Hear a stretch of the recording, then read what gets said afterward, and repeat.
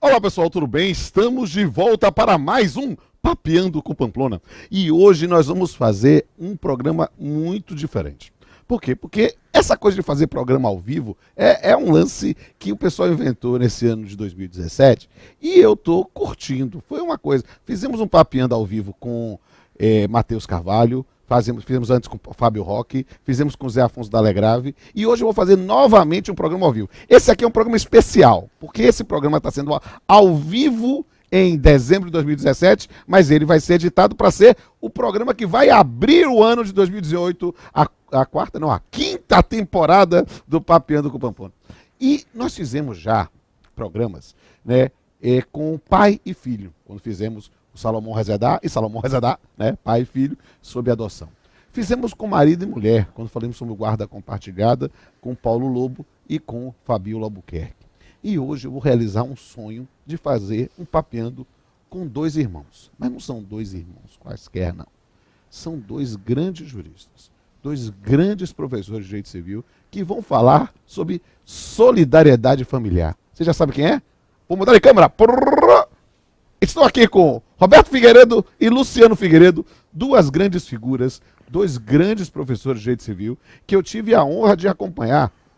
Luciano foi meu aluno na graduação, depois foi meu orientando no mestrado. Roberto para ter essa cara de menino, mas é quase da minha idade, foi meu contemporâneo, mas depois foi meu orientando no mestrado, foi meu aluno no mestrado e orientando no mestrado. Eu tive o prazer de acompanhar dois irmãos no seu estudo de pós-graduação. Tenho a honra de tê-los como colegas em diversas instituições, em diversas confrarias, né? E que bom recebê-los no Papeando com Pamplona, finalmente! Muito obrigado, Pamplona. A gente está muito feliz de estar aqui. Você que é a nossa referência, que nos ajudou muito na entrada no mercado de trabalho, no meio acadêmico. É uma alegria muito grande, não é, Lu?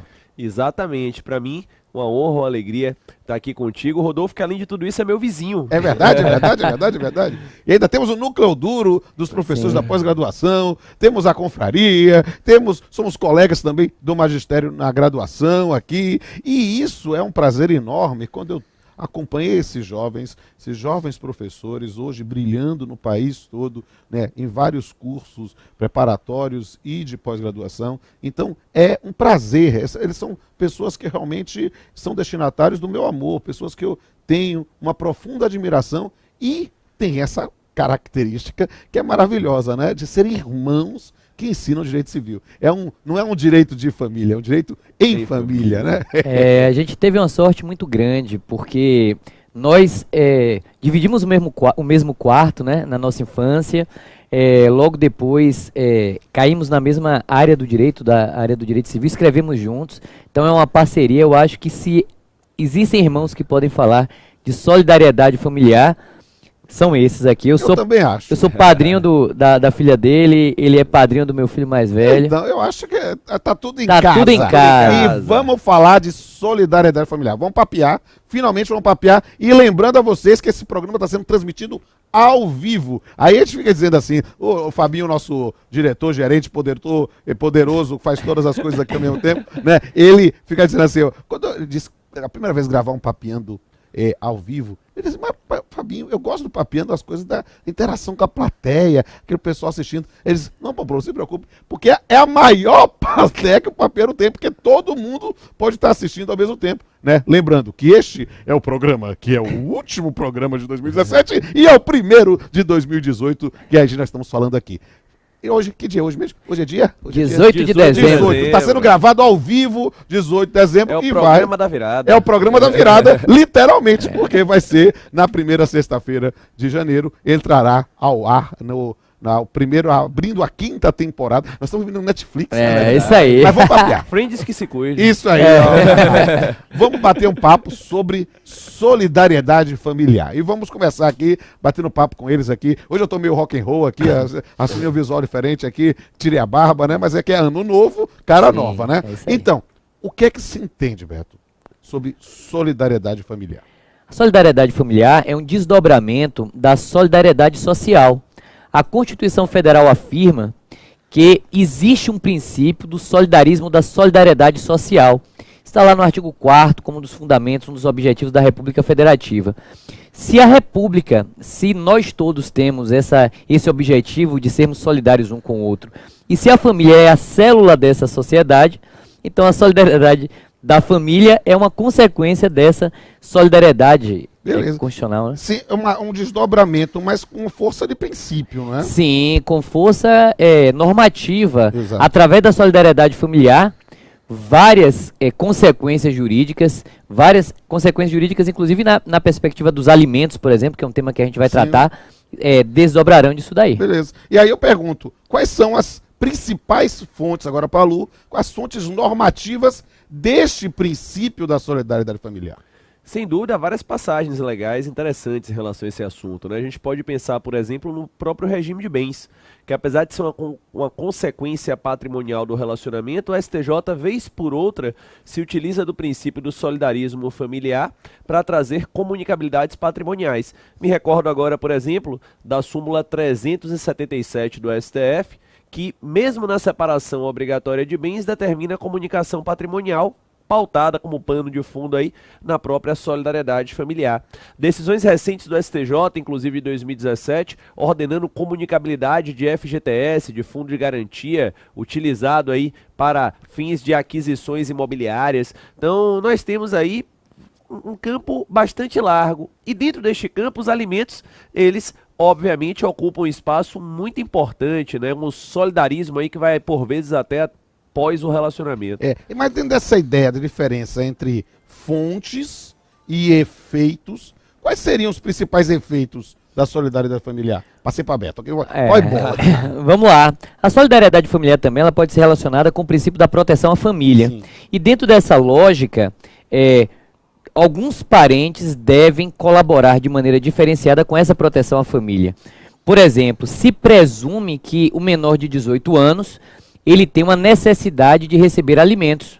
E por força do princípio da solidariedade familiar, os genitores, a priori, são aquelas pessoas que devem fornecer esses alimentos ao menor de 18 anos. Então, pelo princípio da solidariedade familiar, por exemplo, a criança ou o adolescente sequer precisam provar essa necessidade. Certo. Essa necessidade ela é presumida e essa solidariedade ela também decorre presumidamente dessa relação jurídica. Os pais, então, serão obrigados a pagar pela simples alegação de necessidade destituída de prova. Certo.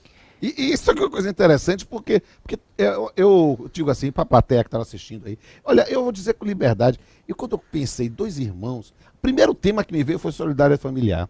Mas, sem sombra de dúvida, o maior efeito da solidariedade familiar é justamente para o tema de alimentos. Sim, não é mesmo? sem E aí, dúvida. Lu, o que você acha? Quais são as maiores influências nesse princípio para alimentos?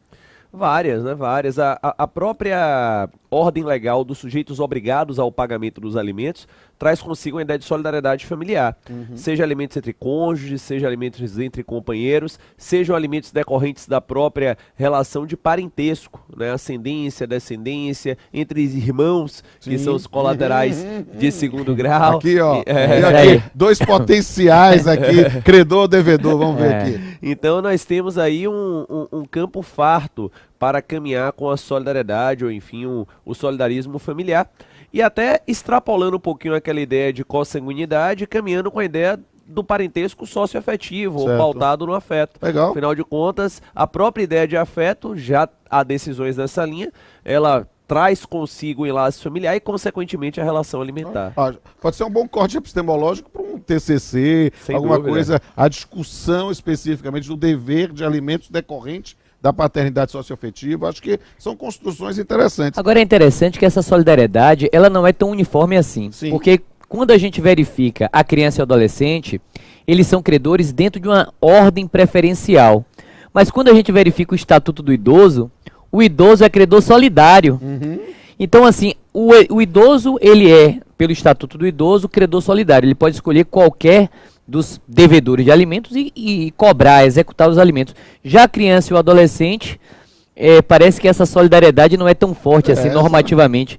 E dentro dessa inconsistência ou assimetria do sistema, a gente também tem a figura do parentesco por afinidade, Sim. Exato. que é parente pela metade, porque é um Exato. parente que não se cobre, de quem não se cobra alimentos, e é um parente de quem não se ganha herança, né? Exato. Não que se cobra herança. Então, a gente ainda tem alguns desafios nessa busca dessa solidariedade. Que solidariedade é essa que para o idoso é de um jeito, para a criança e adolescente é de outro e para o parente por afinidade é de uma outra maneira, né? Curioso talvez isso. É uma boa ideia, talvez, para fazer uma disciplina normativa, uma sistematização dos efeitos da solidariedade familiar em função das relações familiares. Acho que pode ser um bom corte para um bom livro, um trabalho, um artigo, algo do gênero. Né? Agora, essa é uma questão interessante, porque a súmula recente, inclusive, do STJ, que trata sobre esse tema, né? E eu queria ouvir, pode ser de Beto, né? Quais são os limites, ou quem quiser aqui tá falando. O bom de fazer ao vivo é que você se vira nos 30, cai coisa aqui, a gente tá se divertindo, tá tudo na paz. Quais são os limites subjetivos? Eu tô meio pitbull, tô me olhando. Quais são os limites subjetivos, né, da exigibilidade de alimentos? Muito bem. Vamos lá, né? O Código Civil, ele traz como devedores de alimentos aí os sujeitos obrigados aos alimentos, primeiro cônjuges e companheiros. Sim. E aí a exceção de catra é fácil você determinar quem é, né? Porque geralmente o sujeito tem apenas uma esposa ou um marido, enfim. E eu costumo dizer que é cônjuge e companheiro já caminhando para ex-cônjuge ou ex-companheiro, né? Porque geralmente é uma projeção da mutuassistência para o pós-relacionamento. O STJ, inclusive, vem se posicionando em relação a alimentos entre cônjuges e companheiros que têm idade ativa, potencialidade para o trabalho, etc., que sejam pagos de forma transitória até o reenquadramento no mercado de trabalho. E temos ainda os alimentos em decorrência do parentesco, que aí são devedores os ascendentes, preferindo os mais próximos aos mais remotos, os pais aos avós, os avós aos bisavós, bisavós aos tataravós. Depois os descendentes, preferindo os mais próximos aos mais remotos, os filhos aos netos, os netos aos bisnetos, bisnetos aos tataranetos. E depois os colaterais de segundo grau, que são os irmãos. Não entram os tios e sobrinhos, que são os colaterais de terceiro grau. Não entram primos ou, enfim, sobrinho neto, tio avô, que são colaterais de quarto grau. E lembrando que nessa ordem, além de preferência, nós temos uma subsidiariedade com complementariedade. E aí o exemplo da súmula do STJ é muito bacana, a súmula recente, a 596, que diz que os avós podem ser chamados ali, acaso os pais não tenham condições de arcar com o valor dos alimentos, ou até mesmo para complementar a obrigação primitiva. Essa súmula, ela ratificou o que já existia mesmo de entendimento no STJ, e é interessante que se entenda que não é possível ajuizar uma ação de alimentos diretamente contra os avós. Exato. Isso também está também está dentro dos precedentes da súmula. Então, se você quer cobrar alimentos ou precisa cobrar alimentos, você deve processar os pais em primeiro lugar. Na falta dos pais é que os avós, de maneira complementar e subsidiária, arcarão proporcionalmente. Então não dá para bypassear, né? Não dá para passar por cima dos pais e já entrar com ação direta contra os avós. Haverá um litisconsórcio aí, de repente, nessa demanda. Ou uma demanda sucessiva. Ou uma demanda sucessiva, né? A gente possa imaginar dentro de uma construção processual desse tema. A gente acabou, nesse ponto, até adiantando talvez as principais modalidades de alimentos. Né? Agora, eu queria entender, porque essa é uma questão que é sempre importante e a gente fala muito, eu também como membro do IBDFAN e falo isso com liberdade, que foi uma grande luta, né, para construir ou repensar das relações de família no Brasil e com a relação do elemento culpa. E qual é a relação do elemento culpa para o dever de prestar alimentos? É muito importante essa pergunta, Rodolfo, porque há quem diga que a culpa foi abolida do ordenamento jurídico, há quem fale que a culpa era a atriz principal e hoje é a atriz coadjuvante. Ou figurante, ou sei lá, é a arvorezinha que foi no canto. Mas o fato concreto é que os tribunais eles continuam trabalhando com o elemento da culpa, né? E a legislação brasileira ela ainda faz a referência à culpa. O procedimento indigno do credor de alimentos há de certa maneira uma influência da culpa lato sensu, aquele que dá causa à própria incapacidade muitas vezes por um ato culposo. Tem um parágrafo único do 1704 que sempre quando a gente explica na sala de aula os alunos dão risada, né? Porque diz que o cônjuge declarado culpado, se vier a necessitar de alimentos e não tiver outros parentes nem aptidão para o trabalho, pode cobrar do outro, ainda que seja declarado adúltero, ainda que seja declarado culpado pelo adultério. Então a interferência da culpa hoje pelos tribunais é na quantificação. A gente acaba encontrando julgados que reconhecem um elemento da culpa para fazer um corte na quantificação. Em havendo culpa, pagam-se alimentos necessários, stricto sensu, algo próximo ao salário mínimo, a uma cesta básica, a uma sobrevivência. Não havendo culpa, pagam-se os alimentos do padrão de vida. Então eu poderia ousar dizer que a culpa aparentemente morreu, mas depois ressuscitou ao terceiro dia, subiu aos céus e hoje está sentada lá à direita dos alimentos. Ela continua eu presente. confesso, eu tenho minhas dúvidas, eu ainda acho que a culpa tá mais numa coisa, não sou tão espiritual, não. Eu acho que é mais Walking Dead, sabe? Eu tenho a impressão que é um zumbi que ainda fica assombrando o judiciário. a discussão do judiciário dentro de uma ideia do princípio de solidariedade. Né? A discussão sobre o fim do relacionamento muitas vezes decorre muito mais de uma falência da relação como um todo, né? E o adultério ou determinadas situações que posso imaginar que venham a talvez ser o gatilho psicológico para o começo do divórcio, né? Na verdade acabam sendo apenas sintomas de algo que já aconteceu dentro do coração, né? E aí são questões que a gente pode refletir ainda muito mais. Mas um tema que é muito importante, principalmente para os estudantes que estão vendo, é a questão do dever de prestar alimentos, da possibilidade da transferência. Se o dever de prestar alimentos é transferível. Quem quer responder sobre isso? Falo sobre isso sim, né? Essa é uma novidade do Código Civil vigente, né? O artigo 1700 fala sobre a transmissibilidade da obrigação alimentar. O problema é que o Código Civil trouxe essa novidade, mas não detalhou. E isso gerou um problema grave, né? E quais são os limites dessa transmissão? A doutrina e a jurisprudência do STJ já vem trabalhando com alguns limites interessantes. O primeiro limite é o limite material, no sentido de que se transmitirá nas forças da herança, né? O segundo limite é o limite temporal, que se transmitirá até o momento da partilha de bens. Há uma discussão ainda se o credor de alimentos for herdeiro legítimo necessário, se haveria de se falar de colação, de compensação do que os hereditários ali, no que diz respeito aos alimentos vincendos que ele recebe após o falecimento. Então, enfim, é um tema ainda em ebulição, é mais um tema muito bacana aí para trabalhos acadêmicos, monográficos, né? Carecemos de uma melhor pesquisa em relação a este assunto. Mas o posicionamento que vem ganhando áreas de notoriedade aí vem no sentido de que são devidos na transmissão tanto os vencidos como os vincendos nas forças da herança e até o momento da partilha. Certo. E aí eu queria entender, pensando no aspecto prático, vocês têm um curso, eu tenho a honra até de participar, curso de prática em família, faça esse curso, vale a pena, né? Fazer o comercial deles aqui, né? Mas, e quais têm sido, assim, na prática mesmo, os parâmetros jurisprudenciais para fixação dos valores dos alimentos? Vamos lá, Lu? Vá lá. Bom, sempre se trabalha com aquele binômio necessidade e possibilidade. Os juízes ainda utilizam muito o critério do salário mínimo ou um critério percentual. Certo. Aqui na Bahia, Lu, está variando de 18%, 20%. Isso é curioso, né? Eu até discuti recentemente, debatia com a colega o parâmetro de acordo, e dizia para ela que eu acreditava que as decisões aqui estavam variando de 15% a 30%, né? Ela me falava de 20% a 40%, enfim. A jurisprudência ela ainda tem, né, meio que uma torre de Babel de vez em quando. Essa conversa jurisprudencial, infelizmente, ela às vezes fica um pouco solta. Eu tenho visto decisões geralmente de 15% a 30% aqui na Bahia, né? Depende muito da remuneração, que é a possibilidade ou da necessidade, enfim, é muita análise do caso concreto. Mas dentro dessa fixação de alimentos, às vezes o parâmetro não é necessariamente um percentual ou um valor, pode ser uma prestação, algum dado. Né?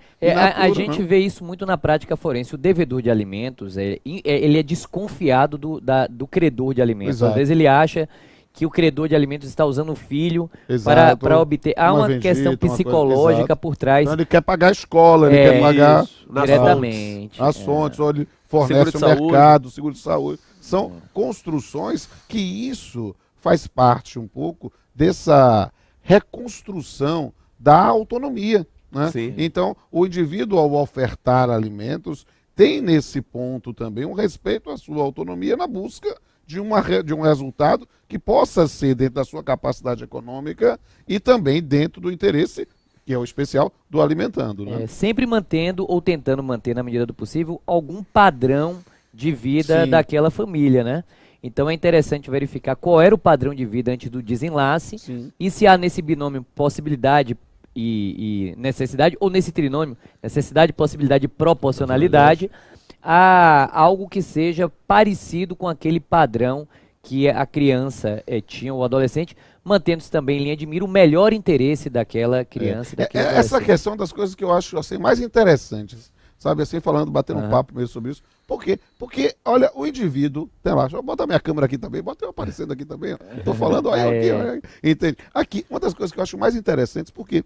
Porque se diz assim, ó, vamos buscar manter o padrão de vida que o indivíduo tinha antes. Só que o indivíduo muitas vezes constitui uma nova relação. Sim. E aí como é que vai manter? Porque se ele não teve um aumento da sua capacidade econômica, não, é uma questão aritmética, né? As pessoas querem viver exatamente como viviam antes do desfazimento de uma sociedade conjugal, né? E porque como se o indivíduo ganhou, né? Teve um plus, né?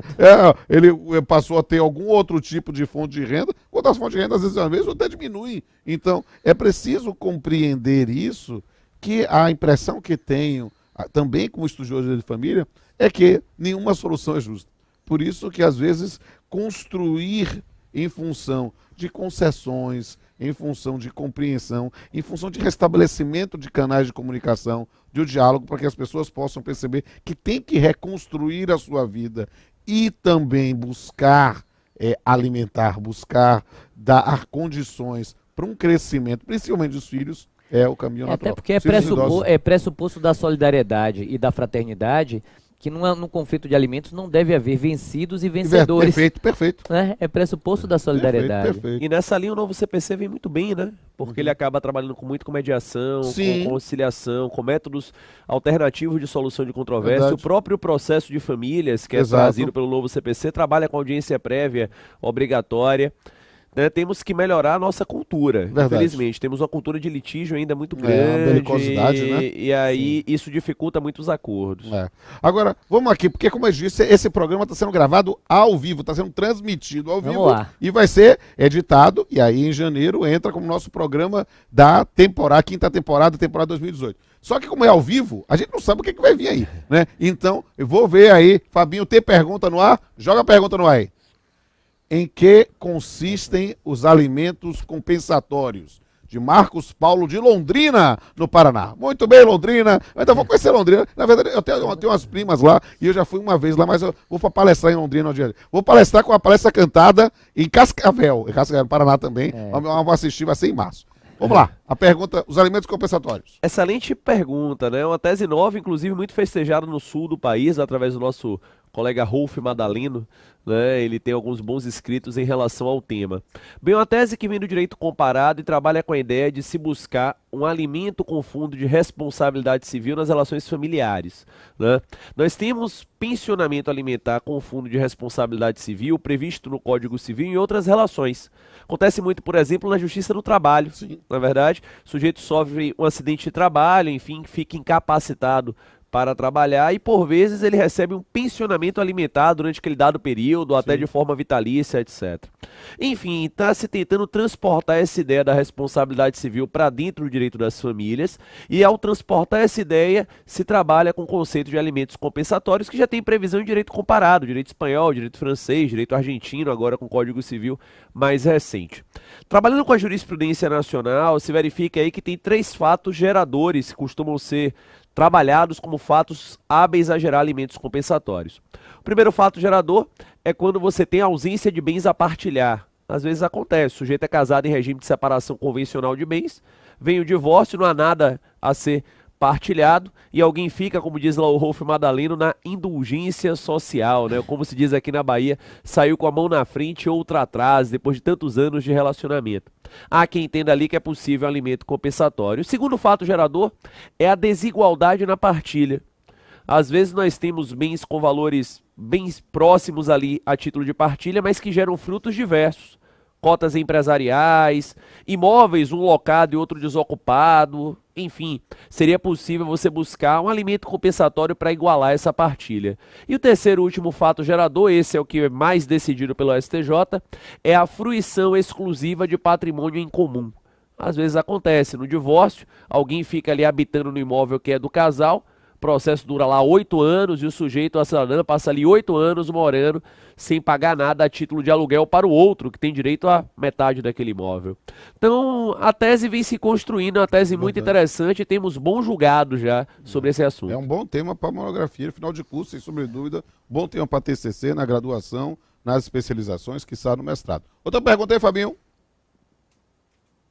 Aqui é de Vanderlei, de Passo Fundo. Hoje o pessoal do Boa, Sul tá a vendo. turma tá O boa. que vocês acham da disciplina jurídica dos alimentos gravídicos? Vanderlei, de Passo Fundo, Rio Grande do Sul. Pergunta para Beto. Nós achamos positiva. Os alimentos gravídicos, eles vieram a solucionar um problema importante no que diz respeito ao direito da gestante, principalmente da gestante.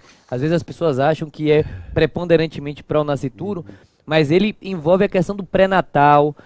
Muitas vezes a gestante ela tem uma dificuldade muito grande a partir do momento em que descobre a gravidez. E tem gestantes que são abandonadas logo após descobrirem que estão grávidas.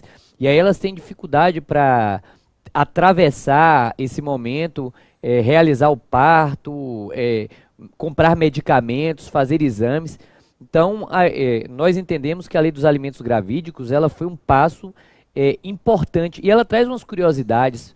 Ela, uma vez fixado o reconhecer o dever de pagar os alimentos, ela vai retroagir a data da concepção. Então, assim, não é muito comum isso, geralmente a partir da citação, enfim, mas no alimento gravídico, o dever de pagar a pensão retroage até a data da concepção, até para evitar que a pessoa dificulte ser citada. Exato. E com isso, não é? Outra coisa interessante é o prazo de 5 dias apenas para contestar, já que a gravidez vai durar aí coisa de 9 meses, então o procedimento ele é mais enxuto, ele é mais expedido, o prazo é apenas de 5 dias. É muito importante ficar atento a isso, para não pensar que é aquele prazo de 15 dias úteis do CPC e tal. E, finalmente, a conversão automática do alimento gravídico em pensão alimentícia. Então, nascendo com vida, converte-se automaticamente. Claro que tem aquele problema lá da lei do suposto pai, né? Porque a lei, foi veto presidencial à época. Que tinha a previsão da responsabilidade civil objetiva. Da repetição do indébito, né? Da devolução. E também do exame do DNA, Exato. do exame dentro do ventre ainda. Você achou que aquilo aumentaria a morbidade e tal, e aí houve veto presidencial. E a questão do suposto pai, né? Se descobrir lá na frente que não Que era o cara o pai. não era o pai. Agora, alimentos gravídicos é um tema que me é muito caro para mim, Pablo, específico, porque a gente defendia a possibilidade disso desde a primeira edição do volume 1 do nosso livro de Direito Civil, né, do Pátrio Geral, e a gente falava isso lá quando falava sobre nascituro, né? E as pessoas diziam que a gente era maluco. Olha Né? Aí depois se tornou lei. Eu acho ótimo. Né? Eu faço aquela cara assim. Isso. Mas vamos ver. Tem mais uma pergunta aí. Aqui, como vocês analisam a atual disciplina dos alimentos conjugais e na união estável de Caroline, Lauro de Freitas, Bahia, cara de Salvador, cara Bahia aqui juntinho, Lauro de Freitas aqui do ladinho. Vamos embora. Quem responde? Aqui do ladinho, né? Eu analiso. Na verdade, a gente já tocou um pouquinho nesse assunto no nosso bate-papo, né? O STJ ele vem sendo cada vez mais restritivo em alimentos entre cônjuges e companheiros quando ambos têm idade ativa, formação profissional, possibilidade de trabalho, aptidão e assim por diante.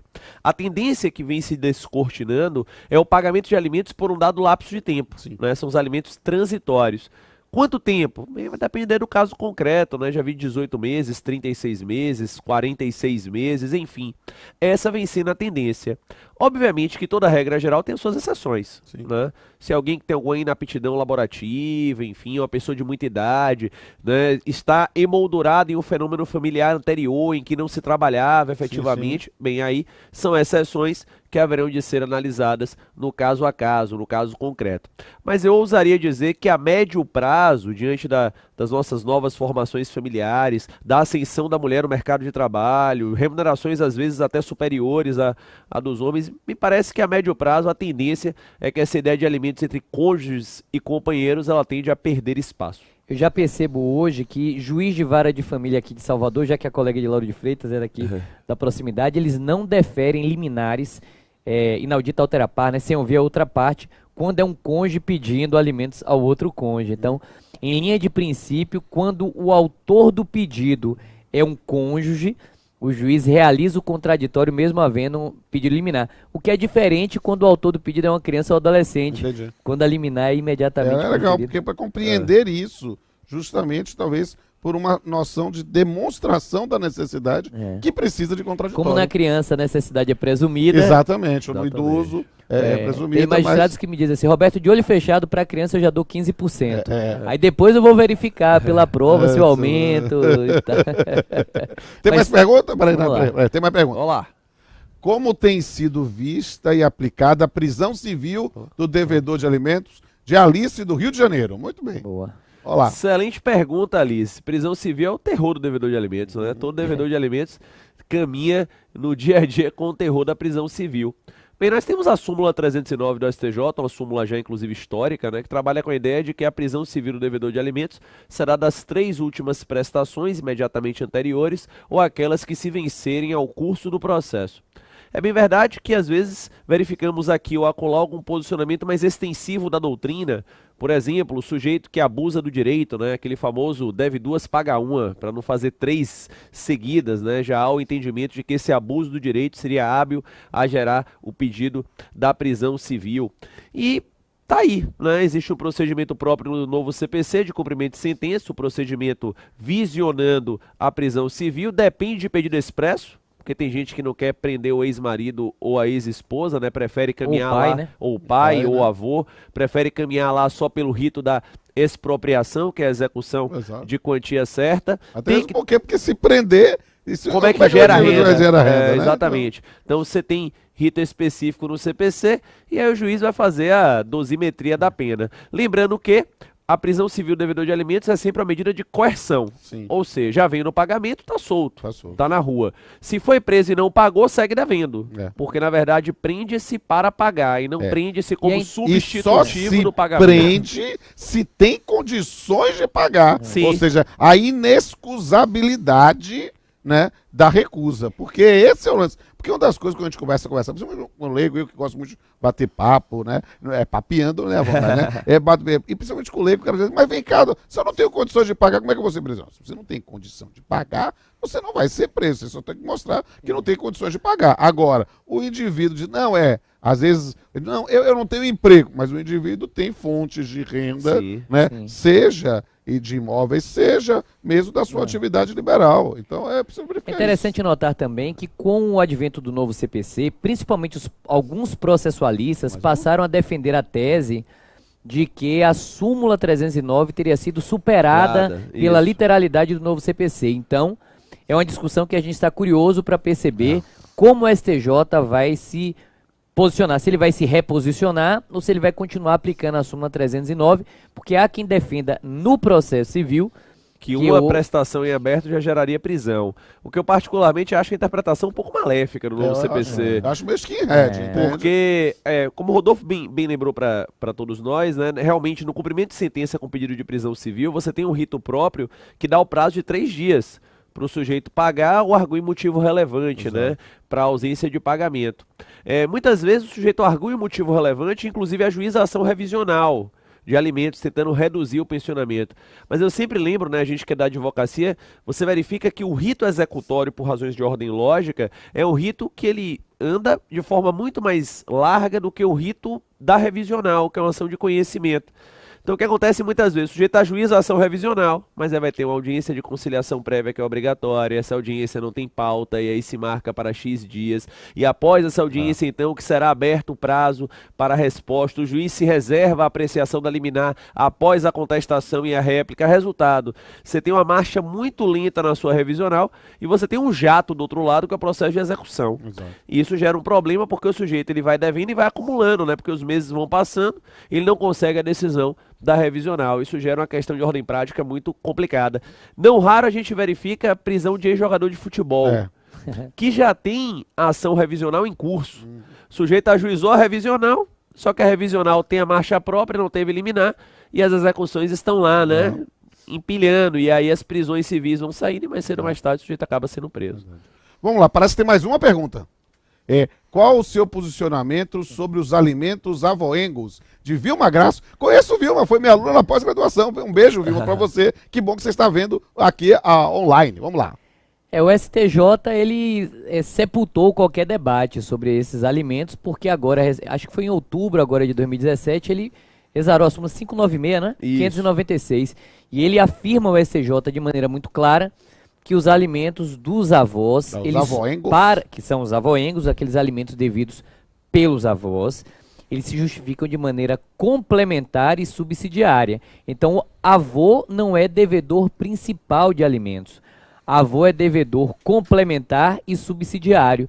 E nós entendemos que realmente esse entendimento sedimentado, cristalizado nessa súmula, ele na verdade ele confirma a própria legislação, porque a legislação, o Código Civil já vai dizer isso, ele já vai trazer essa subsidiariedade e oportunamente ele vai dizer que é possível aquele que deve e não tem condição de pagar, inclusive chamar os demais da cadeia. Entendi, Né? É um tema fascinante. Agora, a gente infelizmente tem que chegar ao final. Eu tô aqui, tá lá o pessoal aqui, ó, aqui a câmera aqui, eu tô me olhando nas câmeras, tem uma câmera aqui, tem uma câmera aqui. Agora eu tive um caso Diga aí. interessante.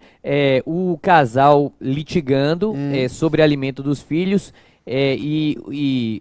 ajuizou-se uma ação, a ex-mulher representando a criança ajuizou a ação contra o ex-marido e pediu complementação contra os avós. O juiz deu, mas o avô achou que estava pouco o que o juiz havia dado. E aí isso gerou um drama interessante. O avô geralmente ele é mais solidário, né? O avô é mais solidário do que... Talvez, pai duas vezes. pai duas vezes. Aí ele, olha a solidariedade familiar. É isso que eu ia dizer, olha só. E ele Tá dizia... vendo um exemplo de solidariedade que não é só uma palavra bonita jogada ao vento, mas que pode realizar concretamente. Isso me gerou um constrangimento processual e uma crise também processual muito grande de estratégia, porque ele diz assim, mas doutor, tá pouco.